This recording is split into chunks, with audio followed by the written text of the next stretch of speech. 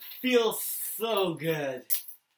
Coming out of that theater, it just made me Spider-Man crazy. I mean, I have Spider-Man movies everywhere. I have this Spider-Man amazing thingy.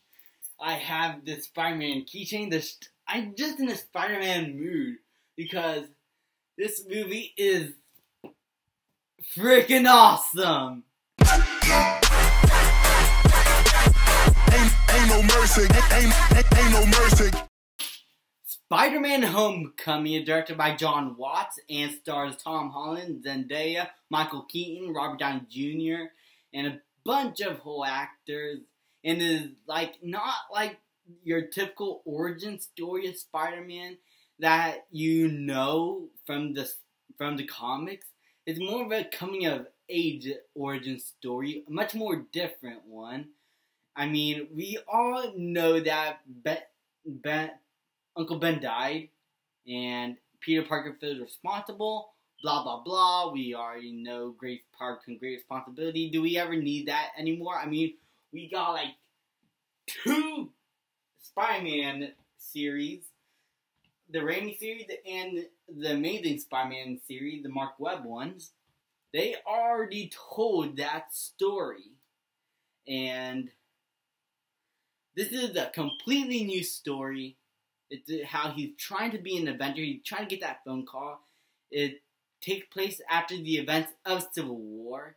And Peter Parker is just trying to find his place in the world now that he's Spider-Man. That he's on becoming a thing in New York that people are knowing much more and more about. And when this villain, the Vulture, played by Michael Keaton, comes in, he has to deal with that, and he sees that as an opportunity to be an Avenger and be to be in Downey Jr.'s Iron Man's eye. And I really love it in that movie. I really love how they presented it. First of all, Tom Holland, phenomenal as Spider-Man. I loved him in Civil War, and I think that he is better here. He really portrayed the good side of Spider-Man, and also the more personal side too, where he kind of always is a screw up. He's still a kid in high school. People make fun of him, and he's still trying to be somebody. In the original Spider-Man movies, he's portrayed as a geeky kid, which is also portrayed here. And in the Web Spider-Man series, he's portrayed as the cool kid, which he was also in the comics. And this is his character is like a blush, a blending, a mixed mash of both, and combined to one to make something better. He is great as Spider-Man. I can't wait to see him in Avengers. I can't wait to see him in more movies. Michael Keaton as the Vulture. Ever since Alfred Molina, I think that's his name is, as Dr. Octopus in Spider-Man 2, there hasn't been really a spectacular villain for Spider-Man, nor had there yet to be another spectacular villain ever since Baron Zemo's Civil War in the MCU. And Michael Keaton as the Vulture, not only is he intimidating and awesome in the suit, but he's also intimidating it out of the suit. He was great as the Vulture. I really loved Michael Keaton. It's really funny how he was Batman, and now he's the bad guy. I mean, you could take Harvey Dent's quote from The Dark Knight: you can either die a hero or live long enough to see yourself become the villain. I just find that awesome. I don't know. I always think of that in my head. But he was great as the Vulture, and you really understand his character and where he's coming from. I will not spoil it here. I think it's best that you know going in the film, but wow, I love the Vulture. I didn't expect to love him, but he's a great villain. And the whole movie's tone is perfect. Has a bit of a Raimi and Webb feel. Bit of seriousness was in the Raimi, and the funny comedy from the web all mixed into one perfectly, and it really just feels like Spider-Man. It's like the first Spider-Man movie, in my opinion, that completely feels like Spider-Man.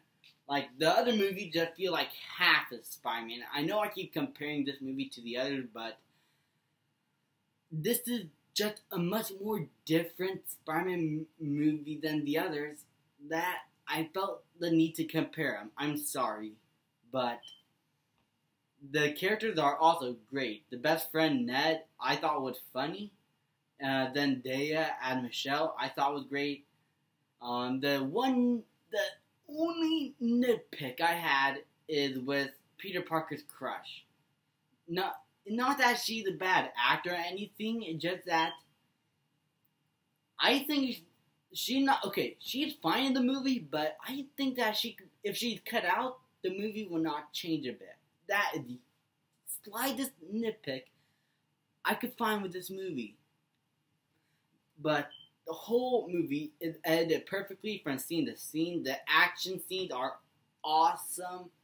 All the characters are great. It just feels like Spider-Man. This is a Spider-Man movie I've been waiting for. I loved it from start to finish. I have no other grade to give this movie other than an A+.